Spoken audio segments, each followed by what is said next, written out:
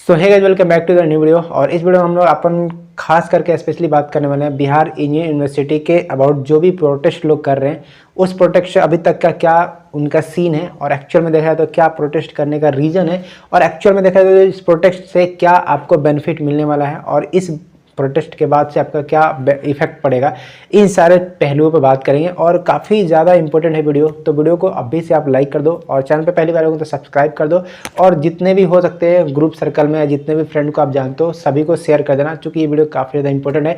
जितने भी स्टूडेंट होंगे जो कि बिहार यूनिवर्सिटी के तहत अभी एडमिशन ले रखे हैं तो आपको उनके बारे में रियल में ट्रूथ जानना पड़ेगा और क्या सच्चाई है, क्या उसके अंदर की बात है, इसको मैं समझाने वाला हूँ। तो वीडियो काफ़ी ज़्यादा इंपॉर्टेंट होने तो sir let's start the today topic. So guys, मैं सबसे पहले बता दूं कि देखिए प्रोटेस्ट क्यों चल रहा है, क्योंकि सारा कहानी हम प्रोटेस्ट के ऊपर बात करने वाले हैं। और सबसे पहले क्लियर कर दें कि प्रोटेस्ट क्यों मेरा चल रहा है।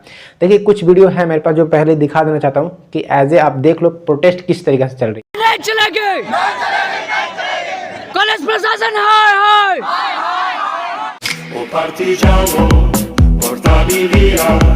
Oh bella ciao, bella ciao, bella ciao, ciao. तो जैसे कि आपको वीडियो में मैंने दिखाया कि प्रोटेस्ट काफ़ी सारे लोग हैं जो कि कर रहे हैं, किसी किसी इंजीनियरिंग कॉलेज में है, बट हाँ सिमिलर बात है यही कि कुछ इंजीनियरिंग कॉलेज में भी प्रोटेस्ट चल रहे हैं।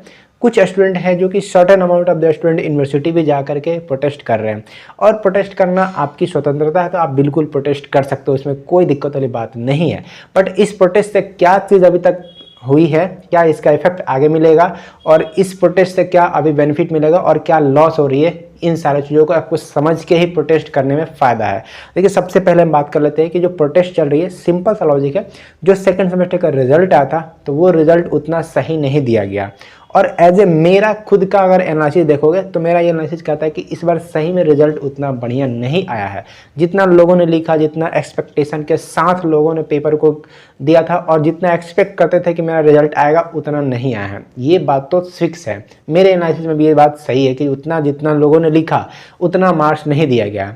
और इसके पीछे का रीज़न सिंपल ये हो सकता है कि देखिए पहले जो टीचर थे कॉपी चेक करने वाले वो पहले नॉन परमानेंट टीचर थे, गेस्ट फैकल्टी थे, कॉन्ट्रैक्ट पे थे, तो उनको इन सारे चीज़ों से मतलब नहीं थी। उनको जो आगे वाला कॉपी मिला है वो चेक करके अच्छे नंबर दे करके थोड़ा सा नंबर बढ़ा करके दे देने में कोई दिक्कत नहीं थी। बट अभी जितने भी टीचर आए हैं वो मैक्सिमम लोग परमानेंट हो चुके हैं, तो उनका एक मेंटलिटी बन चुका है कि अगर मैं यहाँ परमानेंट हूँ तो मैं अपने तरीक़ा से रूल बनाऊँ, अपने तरीक़ा से कॉपी चेक करूँ, अपने तरीक़ा से चीज़ों को हैंडल करूँ और अपने पॉइंट ऑफ व्यू से मैं चीज़ों को जो पहले से चला रहा है उसमें कुछ सुधार करो, कुछ इफेक्ट लाए जो कि न्यू पॉजिटिव चेंज देखने को कोशिश कर रहे हैं वो लोग। तो सिंपल सा बात है ना कि वो जब कुछ नया करेंगे तो कॉपी को थोड़ा मतलब कि जो है कि अच्छे ढंग से चेक करेंगे और थोड़ा सा मार्क्स की कटौती करेंगे। बेशक क्यों नहीं करेंगे, वो जो उनको लगता है ना कि वो लोग जो IIT से आए हैं, NIT से आए हैं, PhD का डिग्री कर रहे हैं, मास्टर करके आए हैं, तो उनको लगता है कि यार हम इतना मेहनत करके आए हैं तो बच्चे शॉर्टकट में कैसे निकलेंगे। जो बच्चे लिखे होंगे जेन्युइन उन्हीं को नंबर दिया जाएगा, उन्हीं को अच्छे नंबर दिया जाएगा। बाकी जो इधर उधर की बातें करके नंबर पहले लेके आ जाते थे, सुनिएगा बात, पहले क्या था कि कुछ भी लिख दो कॉपी में ना नंबर आपको थोड़ा बहुत कैलकुलेट करके मिल जाता है। बट अभी ना वो चीज़ बिल्कुल ही खत्म हो रहा है। एकदम जो फैक्ट बातें हैं वो आप लिखे हो, एकदम सटीक जवाब लिखे हो तो ही आपको नंबर दिया जा रहा है। तो इस तरीके से वो चीज़ जो है ना वो चीज़ हटा हुआ है, जिसकी वजह से नंबर बेशक सबको कम आया हुआ है। उनका जो देखे कॉपी चेक करने का तरीका थोड़ा बदल चुका है, तो इसकी वजह से रिजल्ट थोड़ा कम आया हुआ है। और जितने लोगों का रिजल्ट कम आ रहा है तो जिसकी वजह से सारे लोगों में एक अंदर से आक्रोश है कि भाई मेरा रिजल्ट कम आ रहा है, ऐसा क्यों हो रहा है, पहले तो नहीं होता था। तो इन सभी रीजन के कारण से ना लोग प्रोटेस्ट कर रहे हैं यहाँ पे। तो ये चीज़ क्लियर हो गया। एंड दूसरा रीजन ये है प्रोटेस्ट करने का कि बिहार इंजीनियरिंग यूनिवर्सिटी को जो नया फॉर्मेशन किया गया उसमें भी कुछ कमी है, जो जेन्युइन मुझे लगता है कि ये कमी रियल में है। और ये बिहार यूनिवर्सिटी को मैं खुद हाथ जोड़ के रिक्वेस्ट करता हूँ कि भाई ये सब ठीक कर लो, क्योंकि अब नहीं चलेगा ना ऐसा। सारे बच्चे अब इंजीनियरिंग करने आए हैं, उनको उस तरीका से अब उलझा के नहीं रख सकते हो। जो चीज़ें हैं उनको क्लियर करके रखना पड़ेगा। जैसे पहला चीज़ सिलेबस ही अभी तक क्लियर नहीं है कि बिहार यूनिवर्सिटी में कौन सा सिलेबस को फॉलो किया जा रहा है। नया यूनिवर्सिटी तो बन गया, नया वेबसाइट तो बन गया, नया रूल तो बन रहा है, नया एग्जाम लेने का पैटर्न तो आ गया, बट नया रूल नहीं, रूल के साथ साथ नया उनका सिलेबस नहीं आया है।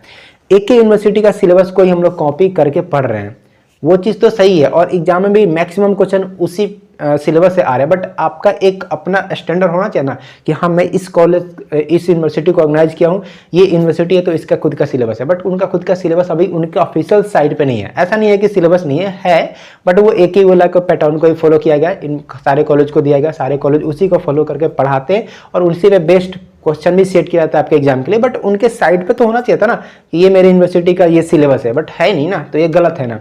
एंड तीसरी चीज जो तीसरा रीजन है प्रोटेस्ट करने का कि काफी लोगों को ये भी क्लियर नहीं है कि उनको बैक लगा है तो किस लिए लगा है, क्योंकि उनके पास कोई प्रोसीजर ही नहीं है कि किस आधार पर उनको बैक लगाया गया है। जो नॉर्मल प्रोसीजर जो कि एक फॉलो करते थे कि 5 जीपीए से कम आता है तो आपको ईयर बैक दे दिया जाएगा, और 5 जीपीए से कम आता है तो ईयर बैक दे दिया जाएगा, ये ऑफिशियल साइट पे कहीं लिखा नहीं है। तो इस वजह से लोग प्रोटेस्ट कर रहे हैं, और लॉजिकली है, बात सही है कि आपको ये करना चाहिए था कि जो बैक ईयर का प्रोसीजर है, बैक ईयर का जो रूल्स है वो ऑफिशियल साइट पे होना चाहिए था, बट वो है नहीं। तो इसलिए मैं कुछ लोग ये भी कह रहे हैं कि जब ऐसा कोई रूल नहीं बनाया है यूनिवर्सिटी ने, ऐसा कुछ रूल नहीं है साइट पे, तो मैं क्यों ना प्रोटेस्ट करूँ, और इसके वजह से वो प्रोटेस्ट कर रहे हैं। तो सही है ना, ये जब चीज़ें सुधार हो जाएंगी, बट जो प्रोसीजर है वो तो प्रोसीजर वही रहेगा कि 5 रुपये से कम आया तो आपको ईयर बैक लगेगा, इसमें कोई दुराय नहीं है। बट हाँ, कॉपी जो चेक करने का मैंने प्रोसेस बताया ना, वो थोड़ा सा इस बार या हो सकता है धीरे धीरे करके इम्प्रूव मतलब कर लेते हैं, लेकिन सडन जो चेंज देखने को मिला है ना, इसकी वजह से ज़्यादा प्रोटेस्ट करने की पॉसिबिलिटी बढ़ गई और जिसकी वजह से प्रोटेस्ट हो रही है। अब हम बेसिकली ये बात करने में इंटरेस्टेड है कि क्या प्रोटेस्ट से क्या बेनिफिट होगा और प्रोटेस्ट से क्या आपको यहाँ पे घाटा होने वाला है। देखिए, सबसे पहला बेनिफिट आपके पास ये होगा कि जो AKU गलती किया था, जो AKU के भी कुछ ना उनके पास भी रूल्स थे, जो भी उनके पास नाम थे, जो वो चीज़ नहीं कर पा रहे थे, वो बिहार यूनिवर्सिटी को करने का एक मौका मिला है। तो उनको वो सब ठीक करना चाहिए था, ना कि आप पिछले वाले चीज़ों को जो गलती सब लोग करते हैं उसी चीज़ को करो। आप ट्रांसपेरेंसी ज़्यादा रखो, ये मेरे लिए अनुसार सही रहेगा। लोगों में ये चीज़ क्लियरेंस करो कि कब एग्जाम होने वाला है, कब पैटर्न ये है, सिलेबस ये है, ये टाइम है मिड सेमेस्टर होने का, ये टाइम है फॉर्म भराने का, ये टाइम है रिजल्ट आने का। कोई जो चीज़ है ना, पूरा एक सिस्टमेटिक तरीका से देना चाहिए था, बट पूरा ये सिस्टम ही अनऑर्गेनाइज फॉर्म में है, पूरा ऑर्गेनाइज नहीं है, जिसके वजह से काफ़ी लोगों को दिक्कत हो, और ये बिहार यूनिवर्सिटी को ठीक कर लेना चाहिए था। ठीक है, तो ये चीज़ है। एंड देखिए, उसके साथ साथ हम लोग बात करें कि ये सब चीज़ें ना फायदेमंद है, क्योंकि ये जो प्रोटेस्ट चली है ना, इसके वजह से ये सब चीज़ें ठीक होने वाली है। तो ये हम लोग के लिए बेनिफिट है कि अगर जो लोग भी प्रोटेस्ट कर रहे हैं, मैं ऐसा नहीं कह सकता हूँ कि कुछ ना कुछ फ़ायदा नहीं होगा, कुछ ना कुछ तो फ़ायदा होना ही वाला है। ठीक है, जो लोग प्रोटेस्ट कर रहे हैं, ये सब चीज़ें कहीं ना कहीं बात चल रही है, तो जिसकी वजह से ये चीज़ें सुधार हो जाएंगे। ठीक है, तो ये बेनिफिट हो गया। एंड यहाँ पे अगर बात करें कि क्या घाटा हो रही है, तो देखिए भाई, घाटा तो आपका सिंपल सबको दिख रहा होगा। घाटा सबसे पहले तो ये है कि आप लोग का टाइम लग रहा है प्रोटेस्ट करने में। दूसरी चीज़ है कि आपका एग्ज़ाम भी आने वाला है, हो सकता है कि एग्ज़ाम काफ़ी जल्द फॉर्म भरवा करके ले लीजिएगा, वो एग्ज़ाम के बहुत करीब है आप लोग। ठीक है, तो वो जो टाइम है ना, जो अभी टाइम में प्रोटेस्ट चलिए, वो टाइम को भी आपको मैनेज करना चाहिए था। प्रोटेस्ट कर रहे हो, ठीक है, दैट ऑल अबाउट दैट कि प्रोटेस्ट कर रहे हो, 1 से 2 दिन कर रहे हो, कोई रिजल्ट निकालो, कंक्लूजन निकालो, उस पर डिस्कशन करो, बात खत्म करो, अपना एग्जाम भी आपको देखना है। ठीक है, तो एग्जाम के पॉइंट ऑफ व्यू से आपको थोड़ा सा सोचना पड़ेगा। प्रोटेस्ट करो, ठीक है, 5 घंटा 6 घंटे प्रोटेस्ट करें, बाकी जो टाइम बचा उसमें कम से कम 4 घंटे 5 घंटे आप लोग पढ़ाई भी जरूर करो। ऐसा नहीं करो कि प्रोटेस्ट करना बिल्कुल गलत है, प्रोटेस्ट कर सकते हो, बट अपना जो है कि ध्यान रखना कि आपका एग्जाम भी आ सकता है, एग्जाम भी आपको देना है। ये जो एग्जाम का चीज़ें चल रही है ना, वो एग्जाम जो भी चल रहे हैं, वो हो सकता है एग्जाम कल ले ले, परसों ले, कब ले लेगा ना, इसकी कोई गारंटी नहीं है। यूनिवर्सिटी जो है कि अपना रूल बनाएगी और अपने तरीके से एग्जाम ले लेगी और फॉर्म भरवाएगी और निकल जाएगी। उसमें आप लोग प्रोटेस्ट करते करते रह जाओगे, लेकिन कुछ नहीं हो पाएगा। तो मेरा ऐसा कहना है कि आप जो प्रोटेस्ट करो उसमें ये भी मान आप लोग रखिएगा कि एग्जाम का जो पैटर्न है वो क्या होना चाहिए था, सिलेबस क्या होना चाहिए था, और इसके साथ साथ आप ये भी मेंशन करना है कि जो एग्जाम का एक प्रॉपर कैलेंडर है ना, जो कैलेंडर आना चाहिए था कि इस डेट को एग्जाम होगा, इस मंथ में आपका फॉर्म भराएगा, इस मंथ में रिजल्ट आएगा, ये सब चीज़ें पहले से क्लियर रहेगी तो ज़्यादा क्लियरेंस मिल जाएगा। ये ट्रांसपेरेंसी रहेगा, तो बच्चों को पढ़ने में भी मन लगेगा कि हाँ, इस डेट को मेरा एग्जाम होने वाला है और इस डेट को मेरा ये चीज़ होने वाला है, तो पूरा क्लियर रहेगा, तो अच्छा लगेगा उनको भी।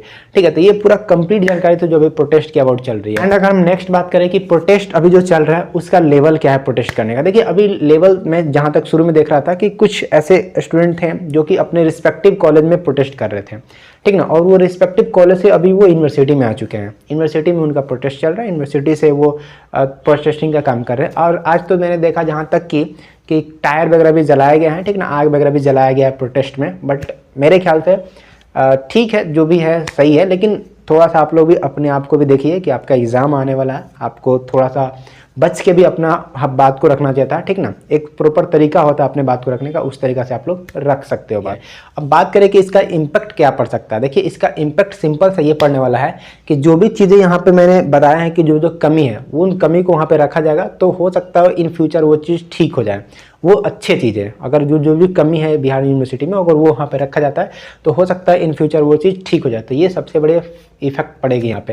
एंड दूसरा चीज़ यहाँ पे देखो, एक जो प्रॉपर शेड्यूल होना चाहिए था किसी भी सेमेस्टर का और किसी भी चीज़ का होने का, वो शेड्यूल फिक्स हो जाए तो और बढ़िया हो जाएगा।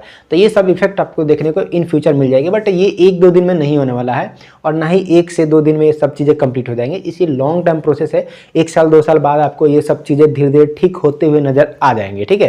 और बिहार इंजीनियरिंग यूनिवर्सिटी एक अलग यूनिवर्सिटी का गठन ही इसलिए किया गया था कि सब चीज़ों को अच्छे से ऑर्गेनाइज फॉर्म में किया जा सके, बट रहते अभी ना सारा चीज़ों को अनऑर्गेनाइज किया जा रहा है, जिसकी वजह से और लोगों में आक्रोश है यहाँ पे, ठीक है। तो ये सब चीज़ें धीरे धीरे करके ठीक हो जाएगी, बट ठीक है, पैसेंस रखिए आप लोग भी, और जो भी बात है ना अपना खुल के रखिए, कोई दिक्कत वाली बात नहीं है।